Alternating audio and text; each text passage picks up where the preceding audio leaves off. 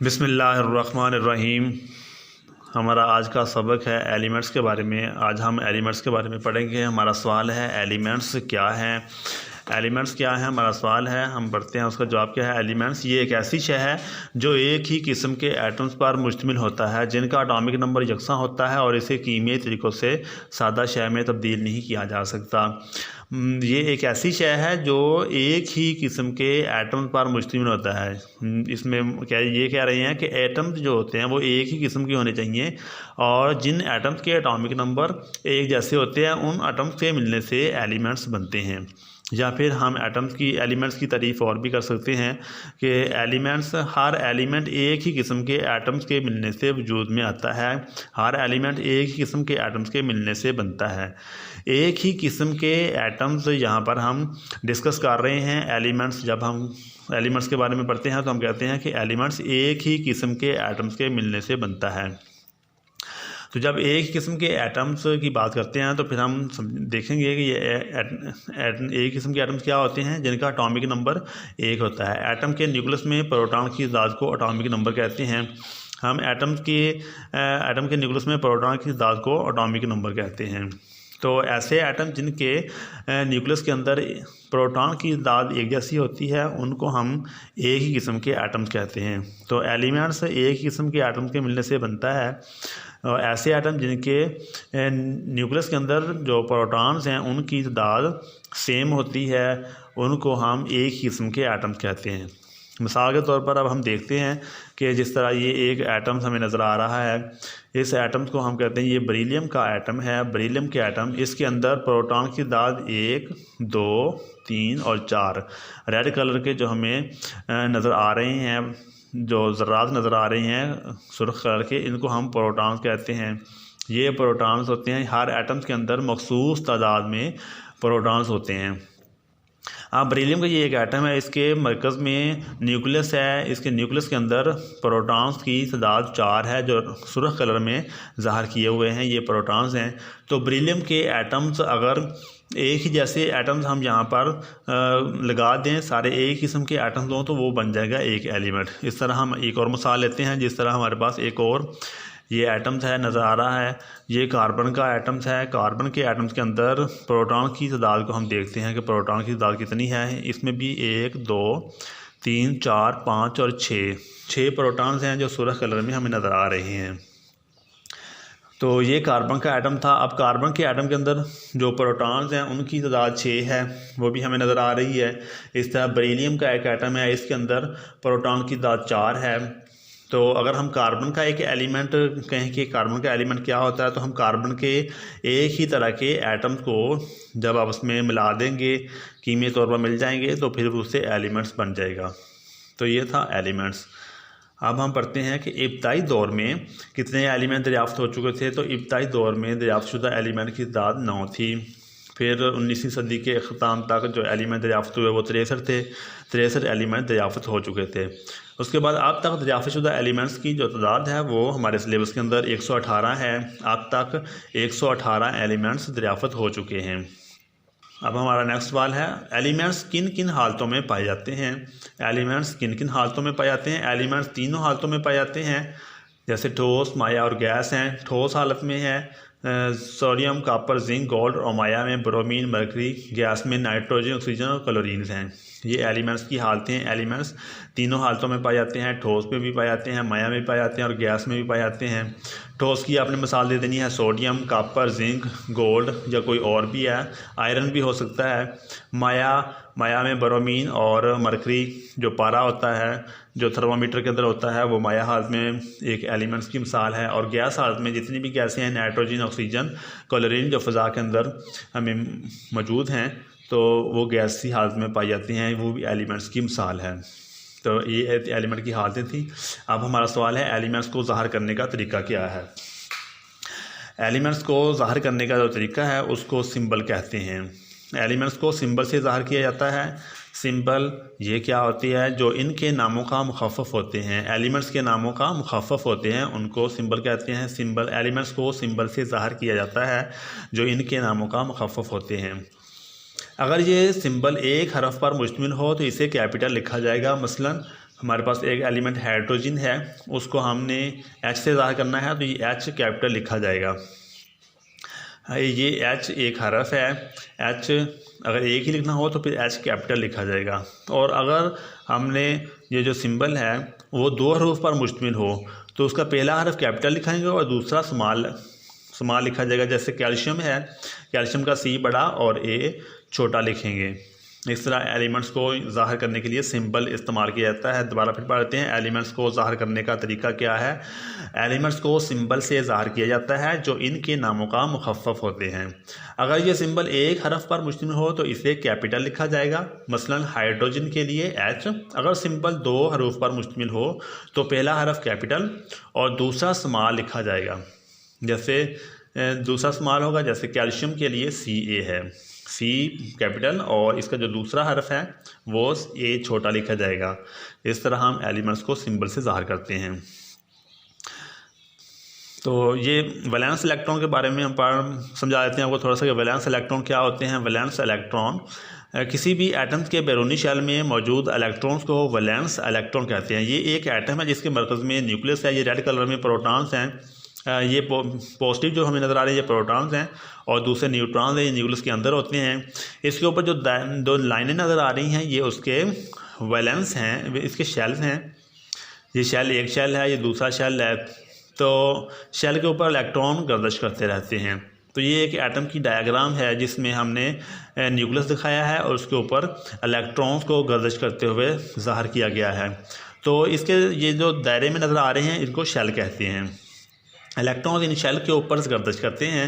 ये first shell है, पहला शेल है, इसके बाद दूसरा शेल है, दूसरा शेल इसमें आखिरी शेल है। इस शेल के अंदर जो इलेक्ट्रॉन हमें नज़र आ रहे हैं, नेगेटिव चार्जड इलेक्ट्रॉन जो नज़र आ रहे हैं, इनको वैलेंस इलेक्ट्रॉन कहते हैं क्योंकि ये आखिरी शेल में मौजूद होते हैं। इनको वैलेंस इलेक्ट्रॉन कहते हैं। वैलेंसी क्या है, सवाल है हमारा, वैलेंसी क्या है। तो वैलेंसी इसकी हम जवाब लिखते हैं। वैलेंसी एक एटम की दूसरे एटम से मिलने की सलाहियत को वैलेंसी कहते हैं। एक एटम की दूसरे एटम से मिलने की सलाहियत को वैलेंसी कहते हैं। इसका इन्हिसार आखिरी शेल में मौजूद इलेक्ट्रॉन्स की तादाद पर होता है। वैलेंसी का इन्हिसार आखिरी शेल में मौजूद इलेक्ट्रॉन की तादाद पर होता है। सवाल हमारा है वैलेंसी क्या है। तो इसका जवाब ये है, एक एटम की दूसरे एटम से मिलने की सलाहियत को वैलेंसी कहते हैं।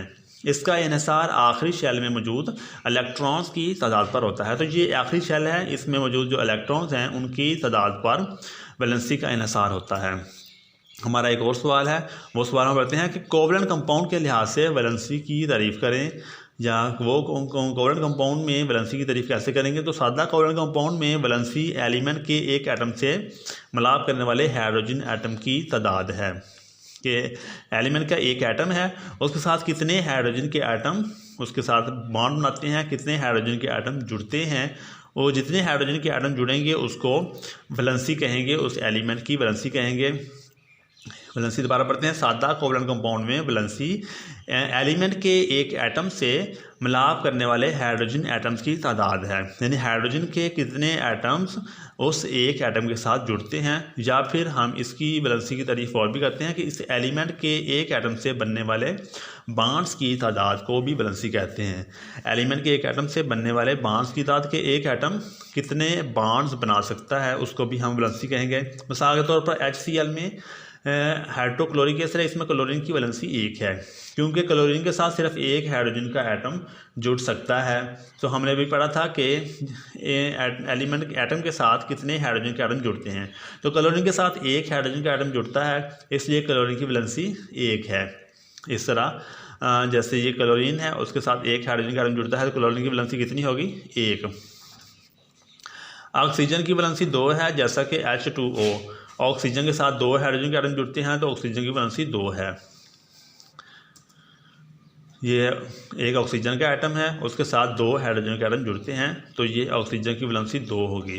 तो दोबारा फिर इसकी डेफिनेशन पढ़ते हैं। सादा कोवलेंट कंपाउंड में वैलेंसी एलिमेंट के एक एटम से मिलाप करने वाले हाइड्रोजन एटम की तादाद है। हाइड्रोजन के एटम की तादाद को वैलेंसी कहते हैं।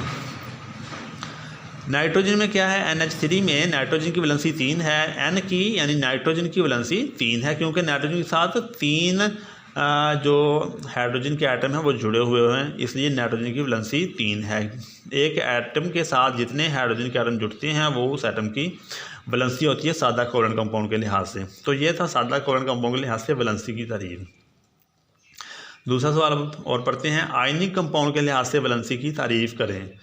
तो आयनिक कंपाउंड के लिहाज से वैलेंसी की तारीफ से मुराद, आयनिक कंपाउंड में वैलेंसी से मुराद इलेक्ट्रॉन्स की वो तादाद है जो कोई आइटम अपने आखिरी शेल में 8 इलेक्ट्रॉन मुकम्मल करने के लिए खारिज या हासिल करता है। आयनिक कंपाउंड जिसमें इलेक्ट्रॉन्स का ट्रांसफ़र होता है उनको आयनिक कंपाउंड कहते हैं। तो आयनिक कंपाउंड में वैलेंसी से क्या मुराद है? आयनिक कंपाउंड में वैलेंसी से मुराद इलेक्ट्रॉन्स की वो तादाद है जो कोई एटम अपने आखिरी शेल में 8 इलेक्ट्रॉन मुकम्मल करने के लिए खारिज या हासिल करता है। यानी जो एटम जितने इलेक्ट्रॉन को खारिज करेगा या एटम जितने इलेक्ट्रॉन्स को हासिल करता है वो उसकी वैलेंसी होती है। इलेक्ट्रॉन जितने खारिज करता है उतनी उसकी वैलेंसी होगी, या फिर जितने वो हासिल करेगा वो उसकी वैलेंसी होगी। अब सवाल ये है कि कौन से एलिमेंट्स इलेक्ट्रॉन्स खारिज करते हैं। कुछ एलिमेंट्स ऐसे होते हैं जो इलेक्ट्रॉन को खारिज करने का रुझान रखते हैं और कुछ एलिमेंट ऐसे होते हैं जो इलेक्ट्रॉन को हासिल करने का रुझान रखते हैं। सवाल है कौन से एलिमेंट्स इलेक्ट्रॉन को खारिज करते हैं। तो ऐसे एलिमेंट जिनके वैलेंस शेल में 3 या इससे कम इलेक्ट्रॉन हों अपना ऑक्टेट मुकम्मल करने के लिए इलेक्ट्रॉन को खारिज करते हैं। ऐसे एलिमेंट जिनके वैलेंस शेल में 3 या इससे कम इलेक्ट्रॉन हों, ऐसे एलिमेंट अपना ऑक्टेट को मुकम्मल करने के लिए इलेक्ट्रॉन को क्या करते हैं? खारिज करते हैं। मिसाल के तौर पर सोडियम के वैलेंस शेल में 1 इलेक्ट्रॉन होता है, तो ये 1 इलेक्ट्रॉन को खारिज करके वैलेंसी 1 हासिल कर लेता है, तो इसकी वैलेंसी सोडियम की 1 होती है। इस तरह मैग्नीशियम के वैलेंस शेल में 2 इलेक्ट्रॉन होते हैं और ये 2 इलेक्ट्रॉन खारिज करके 2 वैलेंसी हासिल कर लेता है। तो हमने पढ़ा है कि ऐसे एलिमेंट्स जिनके वैलेंस शेल में कितने 3 या इससे कम इलेक्ट्रॉन हों वो अपने इलेक्ट्रॉन को खारिज करके वैलेंसी हासिल कर लेते हैं। उनकी वैलेंसी उतनी ही होती है जितनी कि वो इलेक्ट्रॉन को खारिज करेंगे। सोडियम ने 1 इलेक्ट्रॉन को खारिज किया तो उसकी वैलेंसी क्या होगी? सोडियम की वैलेंसी 1 है। इस तरह मैग्नीशियम ने 2 इलेक्ट्रॉन को खारिज करता है तो मैग्नीशियम की वैलेंसी भी 2 हो जाती है। अब सवाल है कौन से एलिमेंट्स इलेक्ट्रॉन्स हासिल करते हैं। अब हासिल करने वाले ऐसे एलिमेंट जिनके वैलेंस शेल में 4 या इससे ज़्यादा इलेक्ट्रॉन हों, ऐसे एलिमेंट्स अपना ऑक्टेट को मुकम्मल करने के लिए इलेक्ट्रॉन्स को हासिल करते हैं। मिसाल के तौर पर ऑक्सीजन के वैलेंस शेल में 6 इलेक्ट्रॉन होते हैं और ये 2 इलेक्ट्रॉन हासिल करके 2 वैलेंसी हासिल कर लेता है। इस तरह क्लोरीन के वैलेंस शेल में 7 इलेक्ट्रॉन होते हैं और ये 1 इलेक्ट्रॉन हासिल करके 1 वैलेंसी हासिल कर लेता है। तो कौन से एलिमेंट? ऐसे एलिमेंट जो जिनके वैलेंस शेल में 4 या इससे ज़्यादा इलेक्ट्रॉन हों। ये बात बहुत अहम है, वैलेंस शेल में 4 या इससे ज़्यादा इलेक्ट्रॉन हों तो ऐसे एलिमेंट अपने इलेक्ट्रॉन्स को हासिल करने का रुझान रखते हैं। ये इलेक्ट्रॉन को हासिल करके 8 इलेक्ट्रॉन पूरे कर लेंगे। तो ऑक्सीजन के वैलेंस शेल में 6 इलेक्ट्रॉन होते हैं तो ये 2 और इलेक्ट्रॉन हासिल करके 8 इलेक्ट्रॉन पूरे कर लेगा और इसकी वैलेंसी 2 हो जाएगी। इस तरह ये क्लोरीन है, क्लोरीन के वैलेंस शेल में 7 इलेक्ट्रॉन होते हैं और ये 1 इलेक्ट्रॉन हासिल करके 8 इलेक्ट्रॉन मुकम्मल कर लेता है, उसकी वैलेंसी 1 हो जाती है, उसने 1 इलेक्ट्रॉन को हासिल किया है। तो ऐसे एलिमेंट्स जो इलेक्ट्रॉन को हासिल कर सकते हैं जिनके 4 से ज़्यादा इलेक्ट्रॉन वैलेंस शेल के अंदर मौजूद हों। तो ये था हमारा आज का एलिमेंट्स का आर्टिकल। हमने एलिमेंट्स के बारे में पढ़ा कि एलिमेंट्स क्या हैं। तो उम्मीद है कि आपको इस सबक की समझ आ गई होगी। मज़ीद वीडियो के लिए हमारे चैनल को सब्सक्राइब कर लें। तब तक के लिए इजाज़त दीजिए। अल्लाह हाफिज़।